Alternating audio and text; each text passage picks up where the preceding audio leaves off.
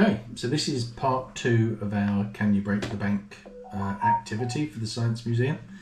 So in the first video what we did was we used one Raspberry Pi to train our security system how to recognise authorised personnel that could open this virtual bank vault.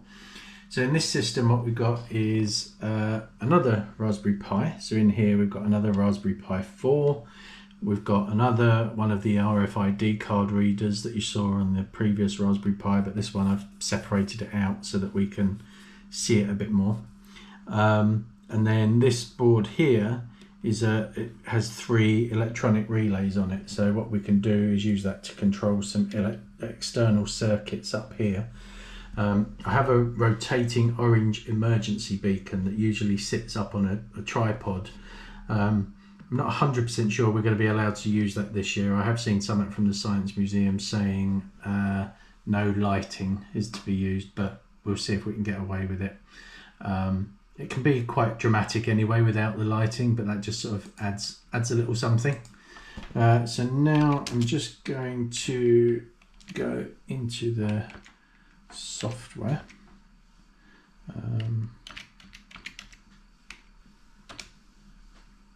Start running the software.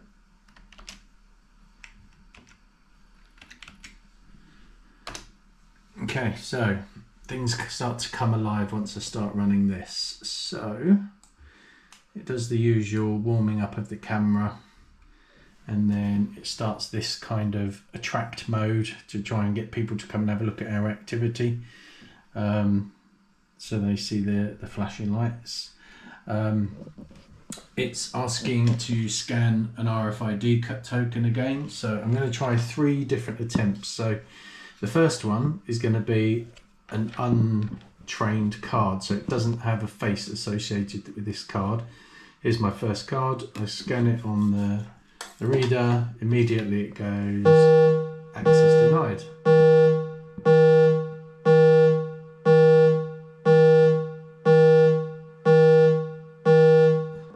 So, as you can see, it's quite dramatic. So the next time I'm going to scan a card that is for an authorised person, but this one is not my card. So I'm trying to use somebody else's card.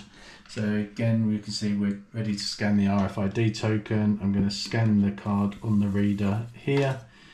Okay, so it recognised the card. It actually says it belongs to Mrs. up there, or MRS.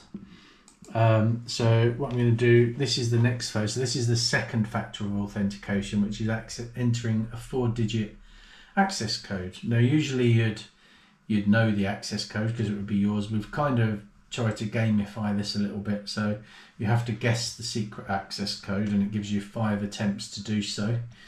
It's a 4-digit number, so I'm just going to guess 0, 1, 2, 3, and they should be able to get it within 5 guesses if they are methodical in their approach to guessing the number.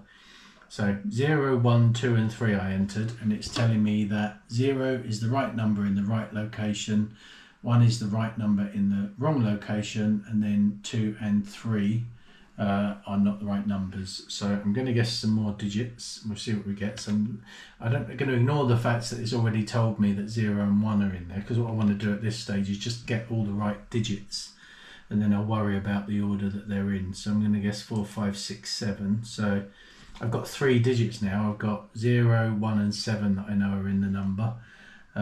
0 is in the right place, 1 and 7 are not. So I've got 2 more digits to guess, which is obviously 8 and 9. So I'm just going to go 0. I know that 1 isn't in that position, so I'm going to guess 8 in that position. Then I'm going to guess 7. Yeah, let's go 7 and 1. So I'm going to submit that, see what I get. Okay, so I've got all the digits now, 0, 8, 7 and 1. I know that 0 is in the right location. I know that 1 and 8 do not belong in this position. I know 7's not in that position. I know 7 and 1 are not in that position. So that tells me then that the number is 0, and I know 7 can only be in that position. And I know because 1 doesn't go here and 1 doesn't go here, so I know this one has to be 1.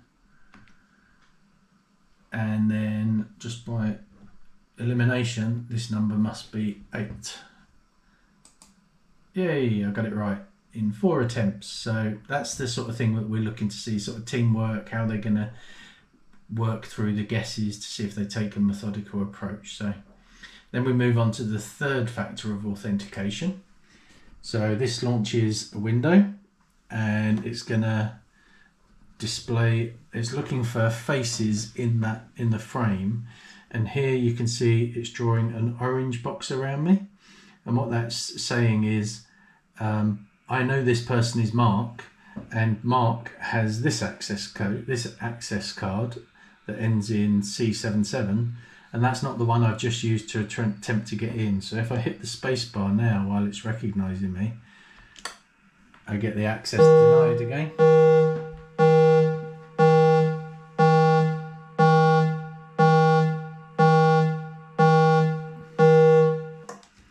So one last attempt, I'm going to guess with my own access card. So I'll scan it on the reader, it recognises the card, it wants the 4-digit access code again. I'm going to follow the same approach, 0123, none of those, alright, 4567, let's guess that. So 4 and 5 are right. So I know 8 and 9 are in there, and 4 and 5 aren't in those positions. Just by a pair of eliminations, I'm going to guess 8, 9, 4, 5. We'll see what that gives us. Okay, so the first number isn't a 4 or an 8. The second number is 9, and then 4 or 5 aren't in those positions. So 4's not in the first position, and 8's not, and 4's not in that one, 5's not here. So this one I'm going to guess as 5. Then 9 we know is in that second position. And then 8 and 4 is my guess. I think that's right, yeah. Yes, all right. So then we'll move on to the third factor of authentication again, which is the something you are, which is facial recognition. You see the box has gone green because I'm an authorized person and I'm using the right card. So I'm just going to hit the space bar on the keyboard to take my picture. This goes green, access granted, no alarms going off, and then the bank vault opens. Okay, so we're teaching them about authentication, teaching them about facial recognition, you know, look at what their phones do. Are their phones better than the facial recognition that this does? And they are. This actually measures 68 points for the landmark, whereas facial recognition on your phone measures 468, uses a much more what's called a face mesh. Because this is a little 50 quid computer, so it's not quite as sophisticated as their phones. So that's it really. Any questions we can cover on the meeting?